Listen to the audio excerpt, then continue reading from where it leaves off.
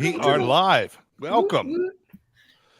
Oh, it's good to have a computer that's working. Thank God. I feel like I'm back in the real world. It's the Lynn and Scott and Friends show, as we all see it. We're here every Tuesday night at 7. We want to thank our people who always come and watch, and certainly the people who always come and participate. Tonight we got Barry, we got Kellen, we got Rex, we got John, and of course the wonderful Lynn, who is traveling today. Oh, today's been an awesome day because I started out my day with Kellen, Theodora, and Debbie doing a pre-recorded show that will be on the end of this month. So Kellen, thank you for being here. She's barely slept and she just traveled. And hello, everybody. Hey, Guys. And she and I did a thing, and you won't be able to see. You got them done. Yes. they got diamonds in their teeth. We got some gems. We got some sparkle. Yeah. Now you guys. Where I come from, that means you joined a gang. Or rat band. The rest of us all got private piercings. Maybe Rex that private. Don't talk about them. Yeah, you show first, Rex. We'll go right after you. The lady that did our teeth does do piercings, but no, we didn't have enough time for that today. Did they do it with the light? Yes, they did it with the light. It takes forever for it to dry. It takes some just getting used to that it's there. I'm not going to tell you where I got my piercing, but I am sitting on a donut pillow right now. So, okay, so filled. So does this have to do with our topic today? Daily routines that help you to succeed? Hell no. Well, donut could help some people succeed. Did you just say daily That's true. That's true. Did you just say daily routines? Yes, routines. Yeah, routines. Routines. Daily routines that help us succeed. Something I wanted to talk about. This is kind of like just, a lot of times we talk about things that we've learned in some of professional stuff and stuff that we do. Did they have to shave you, Scott? Yeah. That's awful personal, don't you think? Well, it was personal for you. They didn't shave me. They used Nair. All right. So anyway, certainly, I mean, there's things that I learned to do for myself on a daily basis that keeps me kind of like on track. And there's old habits that I had to get rid of and new habits I picked up that really are helpful for me to either be more energetic during the day, more positive, certainly more creative, and all those things that I need to be on a daily basis. And, I'll give you one example. I used to be the guy that would roll out of bed and leave his house, maybe just run through the shower on the way to the door to get out in my car, hair still wet, half asleep driving. And now I have a habit of no matter what time I have to leave my house, I am always awake and moving 2 hours before I leave. That gives me 2 hours, drink my coffee, check the news, listen to music, as music every morning is important to me, and do those things and never, ever rush to go out a door. When I get in the car now, I'm wide awake. My day's going. I feel good. But that was a daily routine I had to put in there. And then there's certain things I do throughout the morning too. But I was curious to see if you guys discovered things that were helpful to all of you in improving your life with daily routines that maybe you've newly developed or things that you found along your path. And not everything works for everybody, by the way. Not everything. Some people can do the wake up and go out the door thing. I just wasn't one of them. It doesn't mean that you're wrong if you do that. I'm just saying for me. And so everybody's got their own things. And there's something real quick. I'm a big believer in manifestation, which I wasn't. I honestly thought it was a cult. I'm like, this is weird. I'm not doing it. And I went to this mortgage class, and it's called Ninja for Sales. It's real estate and it's mortgage. And bottom line is you wake up in the morning and you pick 3 goals. One might be getting out of bed. One might be making 10 sales calls. One might be driving home safely. And the last thing you think about at the end of the day before you go to sleep is how many goals did you hit? You're not going to be 100% all the time. Yeah. You might be 50%. You might be 75%. But when you start breaking that down, if you win, we talked about this before, 3 weeks out of the month, you won the month. 7 months out of the year, you won the year. So you keep these simple goals in your head, and once you start hitting them, you get more positive, and all of a sudden, and I'm like you, I can't jump out. I got to be up 2 hours early, man. I got to shower, I got to be fresh, I got to go. But if you're showered, fresh, and have your goals set for the day, and know you hit the ones the day before, what's going to stop you? Right. Uh, Right. and it's funny because just as Kellen was talking today about some of the things that she does for goals and stuff. So I'm not sure if you're ready to share, Kellen, or not. You know, I didn't have rituals or anything up until a year when I moved here to Georgia. It'll be 2 years in September. I was just like Scott. I'd wake up, Yeah. you know, but in here I do. I have a pug ritual because I have 3 pugs that I have to, you know, obviously feed them and, you know, take them outside. But I have a 100-year-old oak tree, and every morning, rain or shine. Oh, that's my book. Thank you.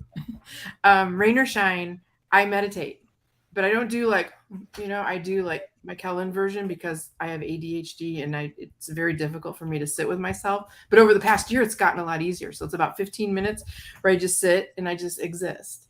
And that really grounds me for the day. I think that's the most important thing that I do every day. I got a couple things, but that's like the big one.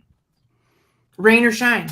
Like I sat out in the rain this morning, but I like the rain. So, And you have a pool, and you started going into when the temperature was what?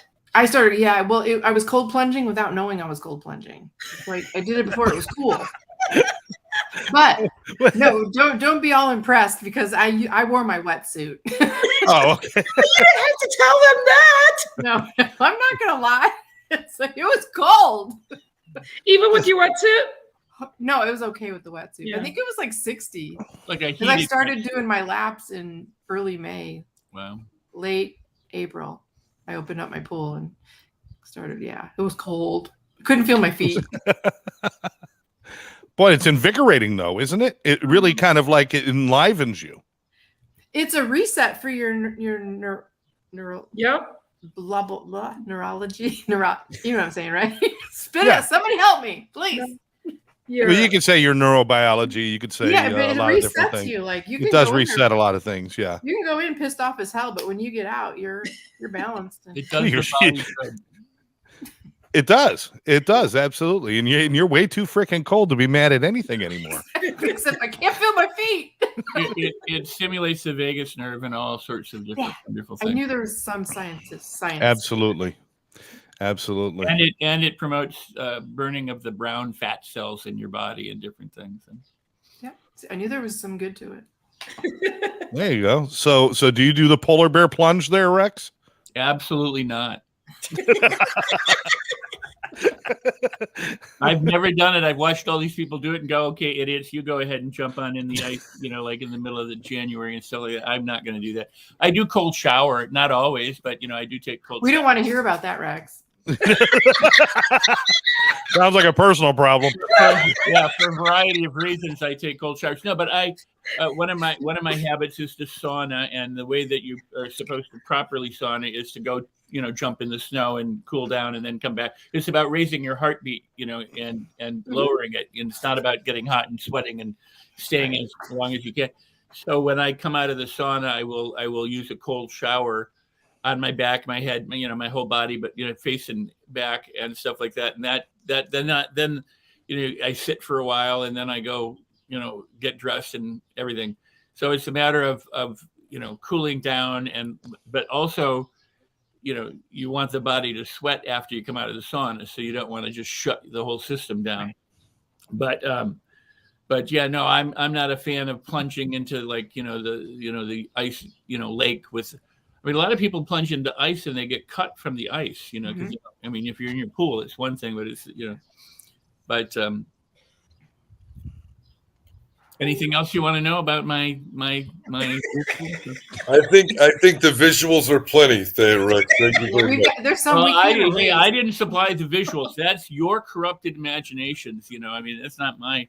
It's how you perceive things, right? Huh? Yeah, That's how you perceive things. yeah, indeed. Hi, I baby. what helped me with the routine? I've been meditating, for most of my life and things like that. I've always been somebody who burns the candle where I go to bed late and wake up early. I've been attempting to get sleep, like instead of 2 hours a night to get, 6 or 7 or 8 hours of sleep. I still get up early in the morning, but one of the things that really helped all of that was when I had children and when I got divorced and then I was responsible for my children as a single dad.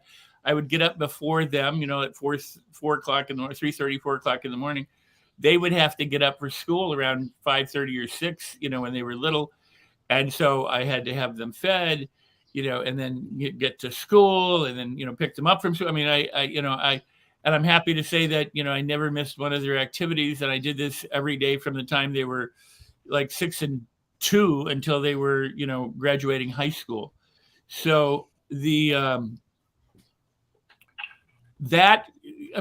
people think things are hard, but they're not hard. One, if you have to do it and it's important to you and you value it. So whatever it is, if it's really, if you have a purpose behind it, or you love, the people, or you love yourself, or you love what you're doing, it's not hard. And secondly, if it's hard at first, it gets easier after it becomes a habit. So you just keep with it. And then ultimately, you don't even think about it anymore. So today, I have dogs. So I get up, I do the same thing as if I had children. I get up, I take them out to the dog park or whatever, or occasionally now I have like Zooms or meetings and different things at different times during the day. So I have to maybe restructure depending on, where people are in the world when we're meeting and because I can't make all the Europeans, meet me at 3 a.m. So, so things get adjusted, but if you're not doing it for yourself, do it for a family member or your pet or something, but just do it. And I have all sorts of things like how I eat, my meditation, what I do for work and how I enjoy my leisure time, and what I do for, my girl dogs and things like that are all part of a set daily routine. And I'm just going to say this. If you don't have a routine, that's your routine. So correct it and make it the one that works for you and serves you. I love that. Right. I love that. Yeah, because adopting somebody else's routine, you're not going to have the same results somebody else has. You got to find things that work for you. I mean, simple things, like the cold water actually is something I developed as well. Is like after I love a hot shower, but right at the end of the hot shower, I turn off the hot water. I let the cold water hit me. I realize it refreshes me. Here in Florida, it gets so hot and sticky all the time. You can get out of the shower and start sweating profusely if you're not careful. So I shut down the pores and I do all that. And again, one more thing I do is I learned when I drive somewhere, if there's a song on the radio, when I get to my destination, I let the song finish before I get out of the car. It gives me a moment to stop and take a breath before I go do a group or speak or do whatever I'm going to do. It gives me that extra moment, and it feels like you're not parking and rushing and getting out. I like to do those kind of things. These are just things that work for me. But Barry, what do you got for us, brother? A few things. I mean, for me, and this is actually thanks to the lockdown and the pandemic, I didn't have a morning routine, sort of fit health-wise, like exercise-wise. But during the pandemic, I started going out and I wanted to go do something. And because in LA, you couldn't go very many places because it's all like closed off. The pit, the bypass is closed off, the beach was closed off. So I hiking up in the hills, and one of the parks was the state park, never closed. So it was always available to go walking around. And even with masks on, we do that. So that became something I do a few times a week. Then it became regular, and then it became every day. And now I've been doing it consistently every day for 3 years, where I go out in the morning, first thing in the morning, like when I get up and, obviously, wake up first, clean, I don't have a shower or anything, but basically just get refreshed, brush your teeth, and then get out and go to the hike before I have breakfast. And it's one, because it helps build my appetite. Two, it gets me oriented to the day, because I oftentimes will do something where I listen to an audiobook. I do like I won't say walking meditation, but I'm definitely keeping aware of what I'm doing. And that's really one thing works for me more than anything else. I don't do sitting meditations much anymore, because I do them occasionally, but they're not my favorite thing to do, kind of like what Kellen was saying. But I'll definitely do a like, I wouldn't say a walking meditation, like I think that Han teaches, but it's something that is very like conscious action that's meant to keep me present. Because the biggest thing about meditation is getting present. And so doing it like that, that's my morning sort of setup. I do have weekly routines as well, but the daily one, that's probably my biggest one I do. Awesome. Lynn, what about you? Yeah, one of the things I like to do is always look at my calendar the day before, and set my intentions for the next day, and and put things on there that I do want to achieve, and I put it on a poster or a marker board, eraser, easy to erase, so that But it's just being mindful of when you look at a calendar and an appointment book with all the little dashes of the hours and stuff, and realize, this is what I'm doing, and having those clumps of, time freedom here and time freedom there, and finding places. For me, it helps too, being an introvert, that I know that I can give my all, but then, in an hour, I can be all quiet, or whatever. And so we were talking a little bit behind the scenes of Find It today about being an introvert and people not realizing that you just need your space to rejuvenize. But for me, the calendar, there's Debbie, we love Debbie.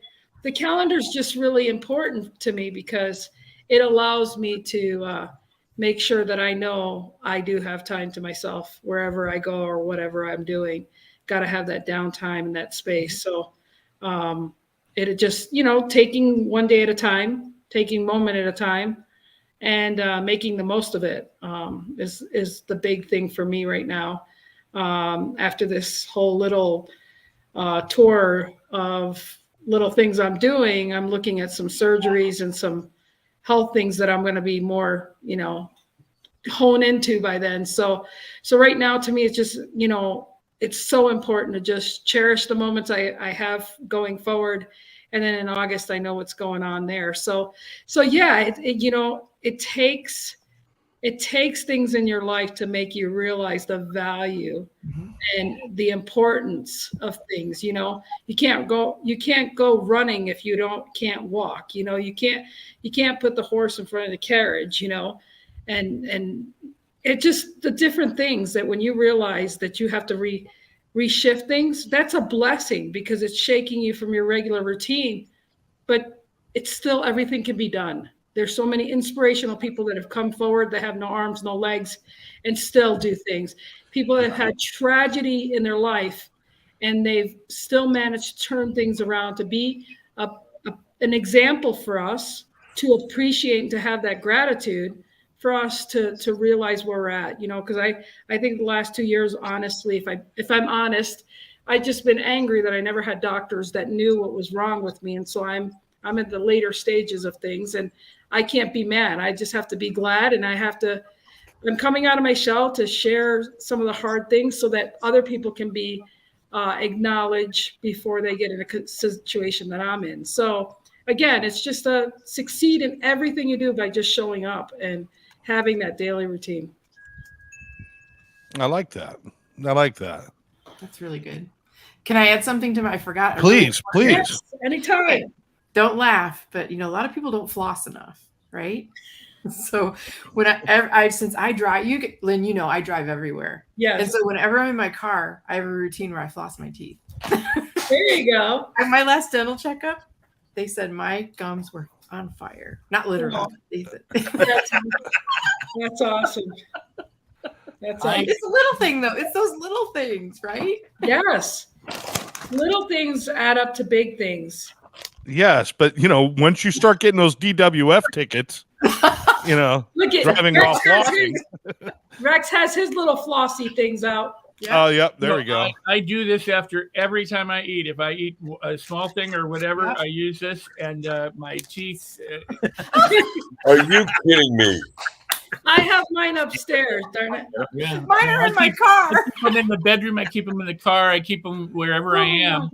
I got them over on a table about 10 feet from here. Mine are mint flavored too. Mine are mint flavored too.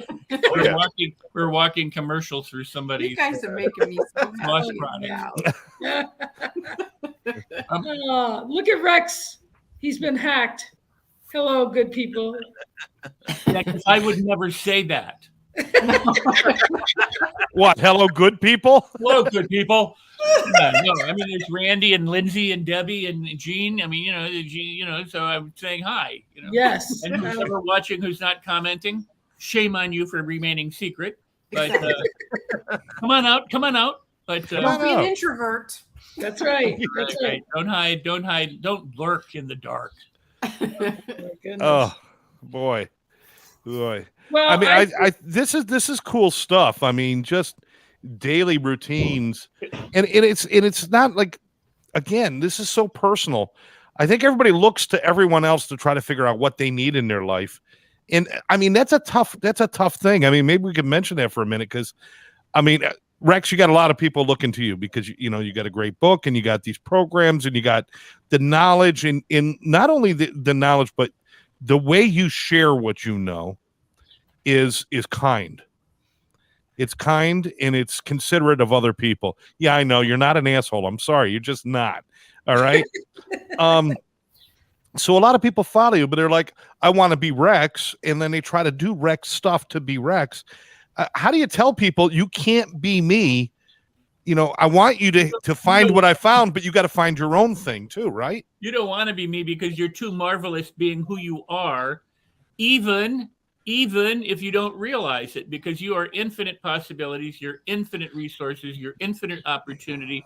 You have shown up on the planet, and through whatever happenstance, experiences, conditioning, whatever, some of that is masked, but you don't want to be anyone else. You showed up to be you, and with all the foibles and all the talents and everything, you're incredible. And that's what you need to learn to accept. And when it comes to daily routines, I mean, now I'll do kind of a prescription thing, but the thing is always find some form of inspiration early in the day, whether it's reading or listening to inspirational audios or going to a service somewhere or hanging out with inspirational people, but do something where you feel uplifted and edified. And if you can, uplift and edify someone else, and then he said something really important, he said about getting present. Our thoughts go to the past and they go to the future. They go to regrets and they go to, worries or anxiety, but they're very rarely present. And some people sit to get present, and meditate. And some people walk to get present, meditate. Some people stare at a blank wall to get, but the idea is to get present. And one of the best things you can do is just go, where am I right now? And kind of take in where you are and understand that unless you're like dangling off of a cliff somewhere, you're probably very safe. And the difference between the worry or the regret is the safety of the present, which is what most of us miss most of the time. But the present is the only moment we have. And that future, wherever you are, because, we're chasing happiness, or we're chasing money, or we're chasing fame, or we're chasing family, or, romance, or whatever, will never happen except in the present. But we put it off for the future, so we keep missing the present, for chasing it for another time. But you can have it all right now if you realize who you are, and you take that moment to uplift, edify, and allow yourself full expression of who you are, and then somehow contribute to other people. Help them help you, and you help them, and the world becomes a nicer place. And so I think in terms of daily ritual, the idea of managing your thoughts and your emotions and your speech and your behaviors so that you can better fall into the present and release and let go of what goes on, and then move into your day is a great way to set your day. And again, at the end of your day, bookend it. Look at your wins. Be grateful for stuff. Don't sit there and go, crap, this happened and that happened, and relive your worst moments right before you go to bed. Relive the best moments before you go to bed, and sleep on those, and then wake and repeat, rinse and repeat kind of thing. You know what? And I think you kind of nailed it on the head, Rex. And the one thing I've been doing, and I've told my team to do, or whatever to do, pay a compliment to somebody. Just pay a simple. I had a lady years ago walk up to me. I got off the train going to work, and she goes, "That is a beautiful sport coat."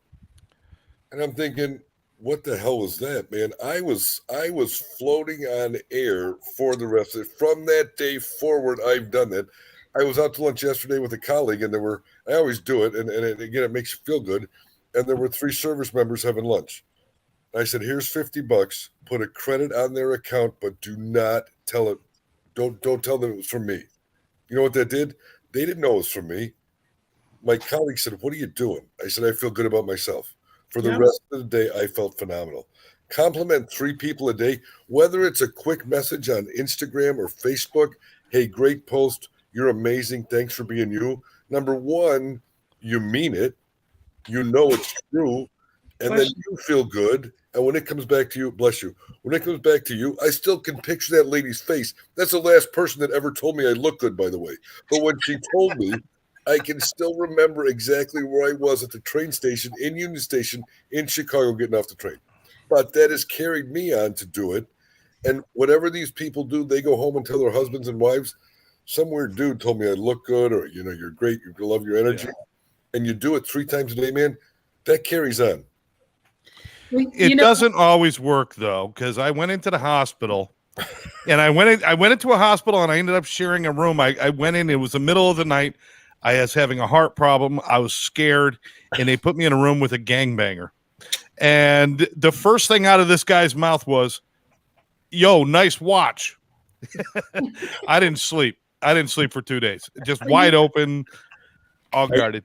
You know, but I appreciated the compliment. Well, at least you didn't say, "Wow, you got a great." At least what? Go ahead. It depends on your location and situation and what compliments you want to give. Yeah, it's right. At least you didn't say, "I bet you got a great kidney." Oh, you damn! know, I should have said that.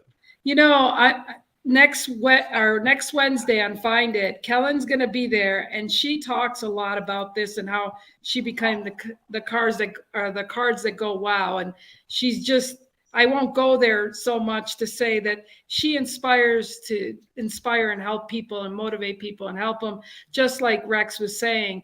But she also has this thing about reaching out to people and making them have an impact one way or another. So here's Kellen Ann. She's going to tell a quick little story about when she was just in UK.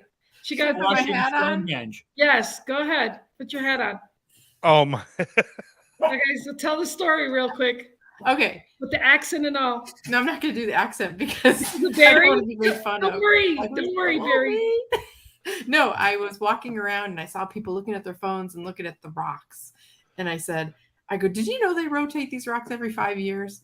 And they went into this panic and they started looking at their phones. So I did it to a couple other groups of people. And then finally, when I made my way around, not the guards, what do they call? I guess the volunteers, they came up to me and they said, "Excuse me, are you the lady that's telling everybody we rotate these rocks every 5 years?" And I said, "Yes." "You're causing mayhem. Could you please stop?" Oh my goodness. We're gonna have to ask you to leave. They take their sedentary rocks seriously. Yes, sir. Wow. Yes. And you know what Barry's response was in the back room about that? Go ahead, Barry. That was hilarious. I just said it's like the reason they kicked you out is because it's not 5 years, it's every 4 years. There's a leap year they do this on. That's the whole point. You got to reorient because of the calendar. Anyway, Crazy Americans don't know their facts. Exactly. So something they're about accuracy, you know. So something I want to add to the conversation too, because a lot of things we're talking about so far are routines to start the day in a lot of ways. But one of the things I have done for a long time, because I learned the lesson and then teach other people this, is to listen to what we say, because most people don't. Particularly inside, but especially outside as well, because what we say to other people, like what John was saying, was so cool because you're intentionally saying something positive. Unfortunately, most people don't say things like that all the time. Oftentimes it's critical and negative, especially, in fact, more so to themselves than other people. So one of my recommendations, suggestions, promotions is listen to what you say, particularly what you say to yourself inside, because a lot of what we say to ourselves inside is what's limiting our ability to succeed. And, it doesn't matter how many affirmations you do, doesn't matter how many, things you do to make yourself think you're going to succeed. If the voice inside that's telling you things is louder and more negative, it ain't going to happen. Mm-hmm. So be more kind to yourself, be more loving with yourself, be more compassionate with the things that we tell ourselves. And one of the things I've learned as well is that when you tell us something negative, don't just go denial or fight with it or argue with it, is ask why it was saying it. Because I've learned along the way of a lot of my work I've done with my clients as well, is to navigate those voices we carry inside our heads that weren't even ours in the first place. Parents, peers, teachers, whatever. and we still carry on the negative self-talk. So when we start to go, you know what, that isn't me anymore, I can let that go. Yeah. It frees us up. So lots of little things that we do, and it's just simple stuff. Listen inside when we think something about what's going on, or something we say outside what's going on, and then course correct. And you know, some people that are even complimentary are so complimentary, but when you give them a compliment, they reflect. Oh, no, don't take that. Yeah. I repel. Yeah. So if you give somebody a compliment and they return it back to you, maybe you should be mindful of how would you feel if your compliment to them was rejected. Well, not only that. Be nice to yourself at that well, time. the other part of that also is some people also feel like they can't receive the compliment without saying something back. One of the biggest risks some people take is to let something in. And then you can give a compliment later, but don't let a lot of people will basically give a response right away, almost like saying, I've got to match you. I can't let you have the advantage of complimenting me, sort of thing, you know? Yeah.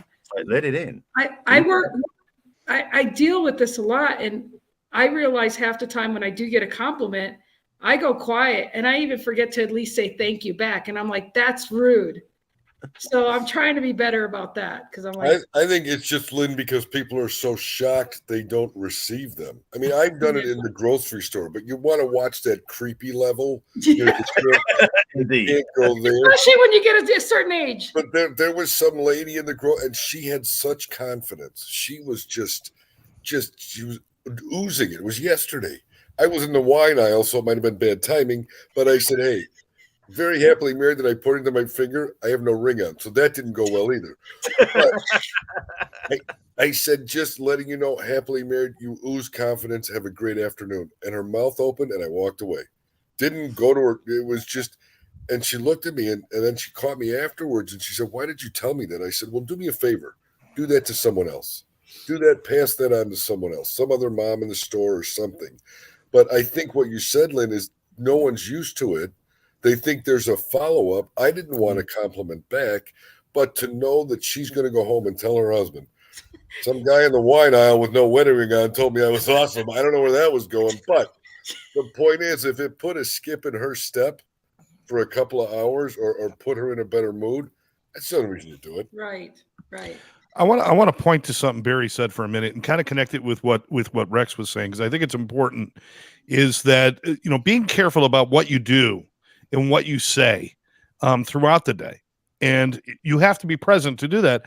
I mean, there's many people, and I've been this myself, where you're kind of like just going through the motions. You don't even realize how you're acting towards others or what you're putting out there, the energy that you're expelling. You have to really be present to know that. And you know, you don't know the damage that you're doing to others. It's kind of triple coming back on you. Because I've always said you can't spew negative venom from a positive attitude. If I'm spewing negativity in any way, whether it's even just kind of that slight negative, not real aggressive, passive aggressive kind of attitude, it's still coming from something dark or something disturbed within me. It's not created outside of me. It's created within me. So if I'm having that stuff come out of me, I got to stop for a minute and say, where's that coming from? Why do I have to do that? Why am I so angry with this person? But you have to be present in all of that to recognize that throughout the day. You can't just autopilot through your life. Go ahead, Rex. Yeah, well, I just want to address something, and that is Barry said, be careful of what you say to yourself, you know, which also means to other people. So right. I'm a huge fan or proponent of not labeling myself as anything. You know, when I would open workshops, I go, look, I'm a dad, I'm an author, I'm a speaker, I'm this, I'm all these things, I wear all these hats. So who am I and what am I? It doesn't really matter. Okay. Right. I mean, because they're facets. Okay. And then some people, so dark and stuff inside us may or may not be accurate either. It may be that what's inside you is a gift, or it's something that we've learned and it's coming out in order to be released. I was going to say before you said that, you know, a lot of people are driving down the road going, I am wonderful and the universe is great and everything is good and I love hey, asshole, stop that. Yeah. Right? I mean, you know, they get disrupted in their bliss. And the point is, that's a gift. That's not dark. That's not anything. That's a gift that's saying, look, there's something in you that has that response and it's come up now so you can notice it address it and let it go and do something different. And yet what most people will do is go, I suck, I'm stupid, I thought I was blissful, screw me, screw me, screw me. And then they just go right into negativity and feel, and then they don't release what they did in the first place. Right. Right. Does that? Yes, I know. Debbie's a horribly angry, volatile driver who's taking wrath on everyone around her and just dripping and oozing with anger. I get it, Debbie. But no, Yeah, she looks it, doesn't she? But to say that, no, but I mean to say that is whether if she means it, but if I mean, it's really cool, be able to say, I do that. That's what happens to me. That's being open and honest and having the opportunity and the willingness to change. So I jest, but I mean, the thing is this is cool. So, but everything that comes up is a gift. So I'm very careful, to if I say I'm brilliant, I go, yeah, no, I'm not. If I go, I suck, I might go, yeah, I do. I mean, so the thing is to notice those things. This is, I think, what Barry was getting at. Notice those things, and then if I say I suck, go, well, not always, maybe sometimes, but not forever. Right. There are things that I do that aren't perfect yet. Yet is a great word. I don't know how to do that yet. Implies you will at some point. So it's not living with a label. I'm insecure. As people say, I'm insecure. Sometimes, are you always insecure? I mean, it's like people say, I haven't slept in 40 years. Well, that's bullshit. I've been depressed all my life. Well, that's bullshit too. What they do is they remember all the times they're depressed or haven't slept, and they forget all the times that they slept and weren't depressed. So it's getting real with ourselves and not buying our own shit. Yeah. You said it, but I swear on this show, I may be the only one, but because there can only be one. But right now, well, we just stepped into Highlander. I don't know why. But the point is be gentle, be loving, be kind, be accepting, and understand that these things come up. Somebody gives you a compliment and you feel bad instead of feeling good. Understand that's the moment to release. Not right. To hoard, but to release. Right. Right. And I really like what you're saying there, Rex. I really do. And I've got to be careful not to label those things inside of me that listen, I don't want to keep going into. Let me interrupt you and say that Jung and Freud and all these people have done more damage in some ways than they've done good. I'm not a huge fan of the shadow side. I mean, I get what they're going for. No, I get you. I get you. I get you. But I don't label those things as. Yeah, go ahead. I don't label those things as being bad. I don't look at that as being that's a bad part. But I call it the dark parts. And here's why I call it that. Because it's the things I don't speak of. It's the things that I hide from myself. Childhood traumas or traumas from my adulthood. Traumas that or not even traumas, but just things that I hide away. I don't discuss. And I call them my dark parts. They are not bad. How can they be bad when I do finally let them out? They become my strength. So it's kind of funny that those pieces of me that are kind of hidden away in dark, that's why I call them kind of those dark areas. And negativity can come from those. But the minute I expose them to light, the minute I give them air, they start to change on me. And that's something that, again, a daily routine for me is to make sure I tell at least one person each day how I'm doing. Not sit down and give a book report, not sit down and give like some sort of testimonial about my day, but simply just check in with somebody that I care about once a day. Because I can get into a habit of going days and days and then turns into weeks without telling anybody how I feel. And it's a bad habit for somebody like me. I have to create that habit of making sure each day I just check in. If I'm having a bad day, I got my friend Gary, I give him a call and say, listen, you know what? Today sucks, man. And he's like, yeah, it does. And then by the time we're done with the phone call, we're laughing and it doesn't suck anymore. So doing those kind of things for me. But again, what I need for me is not what Rex needs or Barry needs or John needs or Kellen needs or Lynn needs. It's what I need. And I finding out what you need is where you're going to win. You got to find out what you need, what fulfills you. It can't be all the same thing. We'd be boring if we were all the same. We would be boring. I hope we would all have hair. That's all I'm saying.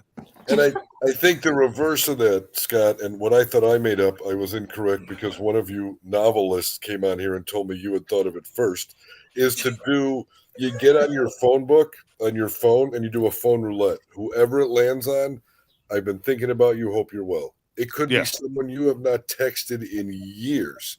I do that 10, 15 times a day. Some of the responses I've got, either I thought you were dead, how's everything, how's the family, how's things going?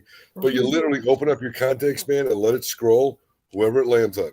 I've been thinking of you. You start a text with that, and the response is insane. And then do it 10, 15 times. You're done by 8 o'clock in the morning. It doesn't take you all day. But again, they may not get back to you, but the impression you've left on that person by 8 o'clock Chicago time, 7 o'clock California time, 9 o'clock New York, whatever time is, you're done, man. You hit 15 people with a positive message and hope they carry that out throughout the day. You can do it faster if you do what I do. Make it a habit to only know 3 people at a time. It just makes it easier. Well, you've blown that today. I know. Look at this. Right now, you're too many. Too many. Damn. Okay, I'm not I quite as didn't say I ambitious. liked all of you. I love you guys, but that's a different story. Great idea, John. No, I'm not quite as ambitious with that. I have a gratitude Monday that I write a gratitude card to somebody every Monday. And this last Monday was my 20th year anniversary of doing it. So I've done 1,040 gratitude Mondays. And I do, it's kind of like scrolling through your phone book. I look for somebody, or if somebody's impacted my life in a positive way. Rarely do I send a note to somebody who's impacted me negatively. But yeah, so I handwrite a note and I sometimes I have to go through my phone and like do the little roulette thing and think, who am I going to send my note to this week? So That's cool. Love that. That's And cool. Again, I plug it as much as I can. Find it next Wednesday. Kellen, that was so fun. It was a lot of fun. A lot of fun. And everybody's been on that show that's been in this page. So that's awesome. I think sometimes people think that what I say doesn't matter. If we could talk about that for a second, because you guys are talking about like sending positive messages out and doing something or being kind or whatever it might be. And there's some people that might sit there and say, you know what? Nobody cares what I think. It doesn't matter to me. I'll tell you, Rex, after you watched the show with my daughter that I'd sent you, then you watched it. You sent me a message in Messenger. It wasn't complicated. It was very nice. And it was very, it was very direct about how you felt about the show. And that meant so much to me that you would respond the way you did. And I appreciate you for that. I really do. But that moment is like, and you know what? I read that message in a moment when I was in between like 3 people trying to book one thing for the same date it was a mess. And I was just kind of like pulling my hair out. I'm like, you know what? Fuck it. I'm not going to do anything this week. I'm not going to. And I read that message. It's just like, you know what? All right, never mind. Let's figure this shit out. Let's just be okay. So it does work. It does work. And everybody can contribute to somebody else with something positive from themselves. Even people that are in dark, bad places or who are struggling with something. That's one of the things we tell recovering people all the time. They're like, well, I've been clean for like a day. What am I going to tell people? Well, you know what? You're going to tell people that you're clean for a day. And that's like a miracle to some people. They need to hear that. We need to know that the struggle is real. We need to hear from you. Everything means something. So, I mean, if we want to touch on that what you do does matter to other people, doesn't it? Yeah, it does. And I'm sure Sandy won't mind me saying this, but I did start sharing my story about lipedema, and I met Sandy in person, and she's like, Lynn, I think I have it. And needless to say, she's recovering right now from surgery, and I'm very happy and proud. And I'm glad that she's not as far along as I am in the condition. But again, and there's been 5 other people. And so I know that sharing my story, is making a difference. And now it's inspiring me more to say, wait, you were pissed off for 2 years. How many people can you get to never get to the point where I'm at? So, it does help to share and know that you are impacting, lipedema isn't for you guys, maybe Kellen or so, you know what I mean? So, but you just really don't know what it entails, but it needs to be out there so that we all, and if it wasn't for other women being bold to share their story, I wouldn't have been inspired to share mine. So we all need that. Keep sharing that. That's beautiful, Lynn. What it brought to mind was, these speakers, these inspirational speakers who have no arms or no legs, or they're, infirmed in some way. And I don't know whether anyone's ever done this or said this, and maybe I'm, borrowing a memory from somewhere, but people will look at these speakers and go, how can you be so happy? And the right response from the speaker would be, how could you not be? Right. Because I mean, the people who are looking at them going, look, they have no arms or legs, they have no eyes, they have no ears, they're paralyzed. How can they be happy? And they're looking at, full-bodied, full-able, whatever people going, and you're complaining about what? Right. Yeah. Well, you know what? It's funny, Rex. I saw he was a one-legged Paralympic skier. He was a motivational speaker. And he came right out, and he almost addressed your point, Rex. He goes, I'm happy. He goes, you guys want to know what I do for shoes, don't you? And we're all like, son of a bitch, we did, but no one wanted to ask you this question. He had a left foot. He went on Facebook and found a guy with the exact same size shoe that had a right foot. And every time they bought shoes, they'd send the other shoe to the other guy. So cool. And we are dying. And he's like, I have more shoes than any of you motherfuckers in this room right now. And one of them's brand new, one of them's a little used, but you never know. It was absolutely, and he really turned it around going, I really thought the last thing I ever had to worry about was shoes. Right. But you get on social media, find a guy with an 11.5 right foot. I got 11.5 left foot. Guess what? I'm buying shoes. He's getting the other one. And it just, and I'll have to get you guys the name of this guy, Paralympic skier. Unbelievable story. But really, you walk in there with any problem in the world and what he's lived through from a child. But all we left with, we forgot what his ailment was. All we knew is he had shoes coming to his house like every 2 weeks. It's like, don't feel far. Don't feel bad for me. Exactly. Yeah. But that's such a beautiful story, John. And also the fact that, since if you don't have that issue, you don't think about it, Right. I mean, I would never have thought about it. What does a one-legged person do about buying shoes? I mean, that's not a problem that I've ever had. Right. I mean, you find the other legged person with the same shoe size on Facebook, for Christ's sake. Amazing. That's just really wonderful. I love that. I've got to say this, that I don't say this often, but I feel compelled to say, I'm glad that, I'm able to share my story for people to impact them and get checked out. And doctors are not very knowledgeable. That's the problem. Doctors aren't aware of the condition. They weren't trained to find this condition. And so, my biggest thing is I was married for 19 years to somebody that told me, as long as I look the way I do, nobody want me. And so the biggest thing is that don't let somebody in your life that's, impact you the wrong way, not to do what you feel like you need to do, and that's be visible. Sometimes we let ourselves be invisible because we don't think we matter, but that's bullshit. And I'm able to call bullshit on that now. And I do have a lot of loving, supporting friends that love me no matter what. And that's what you need. And don't stop until you find those people so that you can succeed in what you're doing. Because half of the time you would succeed if you had the right people in your life, not the wrong ones. So it can be that much difference in your life, speaking to the positive people. Get into mastermind groups, get into being in those groups that lift you up and elevate you. And Scott, you want to go around the room now? Yeah, I think it is time. Hopefully our friend Scott Schilling is doing well. He's not here today. I just realized that. So 2 hips. 2 hips. I know you probably got some concert tour going on, finally picked up the whole rap thing. But well, you're getting diamonds on your teeth, and we got 2 hips, the rapper, on our show. What are we turning into here? Anyway, developing routines are good for many things. It creates dependability, and being dependable or being trustworthy isn't about what other people think about you. It's what you think about you. That if I develop routines that I stick to, That helps me so that when I decide to do something, I don't have to go in my mind like, am I really going to do it? I can start to believe and I can say, I want to do things. I'm not just joining a gym because I want to lose $30 a month. I'm joining a gym because I know I'm going to go, or I'm going to do this, or I'm going to do that.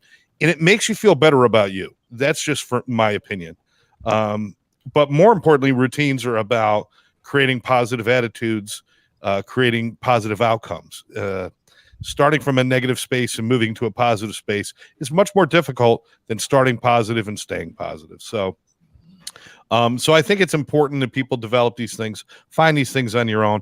I'd love to have a go around once around the room and see what everybody else, how they want to wrap this show up. John, why don't we start with you, brother?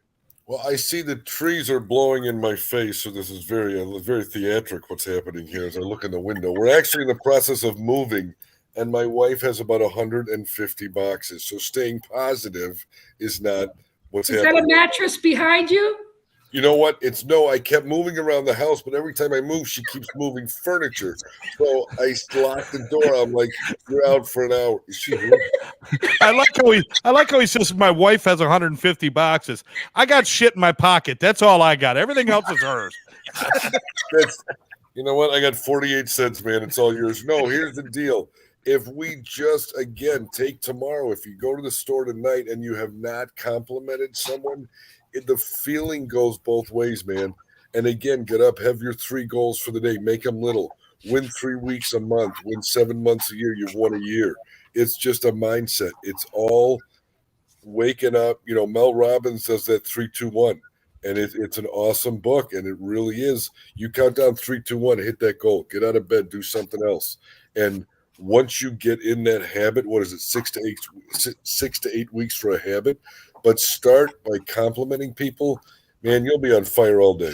I appreciate you guys. Oh, we love you, too, brother. You, John. You too. Barry. I'm going to say it this way, because I was talking earlier about watch what you're thinking, is be kind to yourself.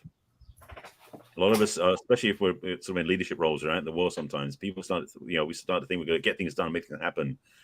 And when we don't do that 100%, we come up short. We may start focusing on what we didn't do versus what we did do. So my thought about things you can do every day is do something kind for yourself. It could be that you take an extra 5 minutes in the shower. It could be that you treat yourself to a latte that you didn't have the other day. Do something kind for yourself and make it important enough so when you do it, you go to yourself, this is for me. You start kind of like what John was saying, but this is a selfish act, literally. It's towards the self.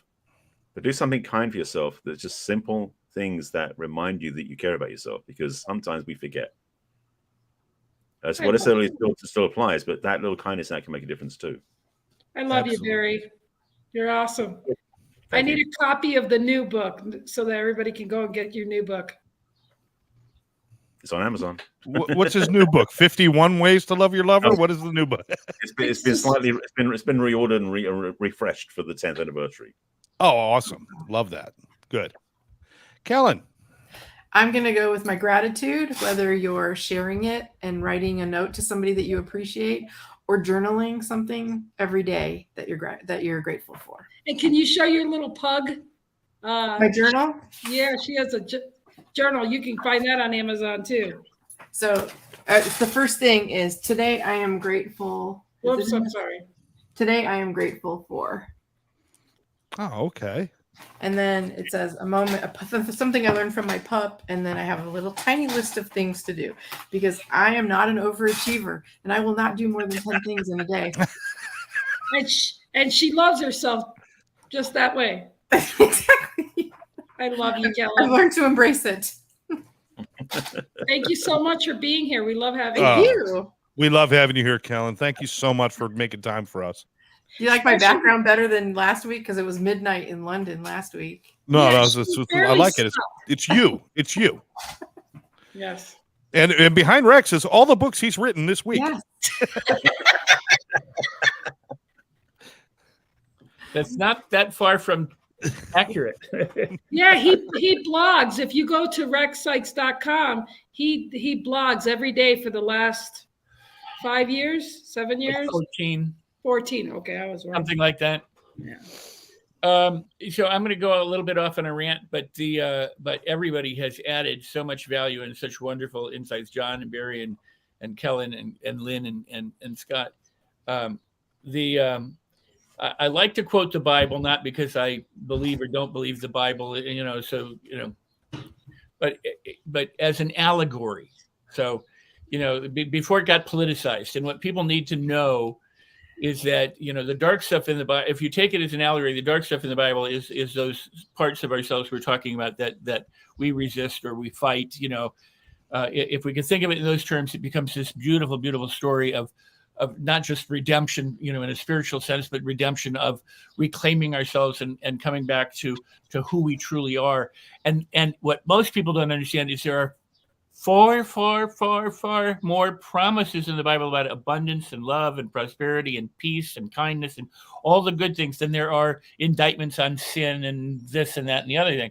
So it's a book that's filled with promises, but they very rarely is that emphasized. And of course, there's the peace that passes all understanding and the abundance beyond, all measure and all that kind of stuff. But the greatest commandment is to love God with your whole heart, soul, and mind, and then love your neighbor as you love yourself. Now, some would argue that, God is separate from you. Others would argue that you are God. But think of it this way. If you're loving God or infinite intelligence or whatever it is with your whole heart and mind, and you're loving your neighbor, then you have to love as yourself. And so how do you love yourself? Well, as God loves you. In other words, you need to understand how valuable you truly are.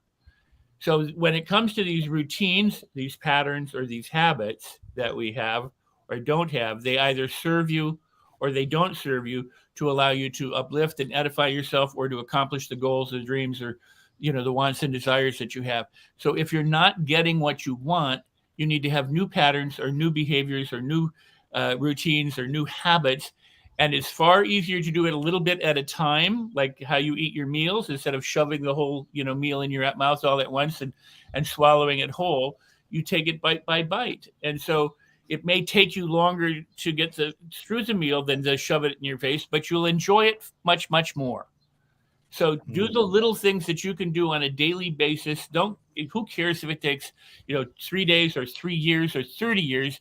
If you're having fun doing it and you're benefiting from the process and you continue to do it, you'll find and discover so many incredible things about yourself and others and the world that you have yet to notice because you're not noticing. You're paying attention to something else.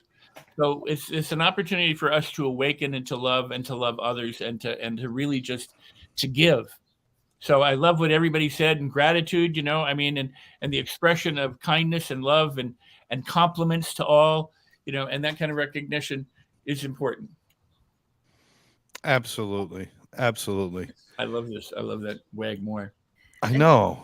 And that sucks. Scott wasn't here. What now? Wow, he's not here. He gets book promoted. That's nice. Yeah. Well, that's good for him. Yeah, but he's a staple around here. Why not? No book yet, but I got new paintings behind me, so Yes. I'm rocking and rolling there. Painter. Yes. Thank you. I appreciate that. And I'm going to start incorporating a few words into my paintings, and I think that'll lead me towards a book. Oh yeah, there we go. Different paintings. There we go. That's amazing. We're launching Sober Life Art very soon in July. There's going to be a gallery is focusing or they're giving me an exhibit, and they're going to have music and food, and they're going to invite all these. So I'm going to have my artist launch party at the end of July. So I'm really excited. Is that going to be in Florida? It's in Florida. Yeah. I'm driving. I'm going. Hey, come on down. Yeah. I got extra room. Stay with me. I'm that guy. Lynn will tell you. I'm that guy. My house I'm is the open girl to that everybody. drives 700 That's right. feet or 700. Well, come on down when I come down and get. Where do you live? Where do you live? Near Atlanta? Just northeast of it. Oh, okay. I got a sister in Atlanta, I think. I go to Florida like 4 times a year. So there you go. Cal will need to. You got a place to stay whenever you want. That's right. All right, listen up. I want to thank everybody for joining in. This is important. One of the things I always remember is at the beginning and the end of all things, it's mine. It's my responsibility, whether I'm going to attack it with positivity, with love, with grace, or I'm going to attack it with anger and fervor and panic and all those things. It's still up to me. And every day I start my day with the idea, this is my day. What am I going to make it? And I put things in place to create a positive setting for myself. I hope everybody can find a way to do that for yourselves. And again, you can ask others, but you really, to find your real answer, you got to find out what lights you up. And once you find out what lights you up, nobody else can put it out. God bless everybody. I love you guys all. Fantastic. Lynn, on the road, still pulling it off. You're the greatest, Lynn. Love you. Love you Thanks, guys. Have a great week. Have a good one. Love Bye. everybody. Love you. Keeping me safe and sound.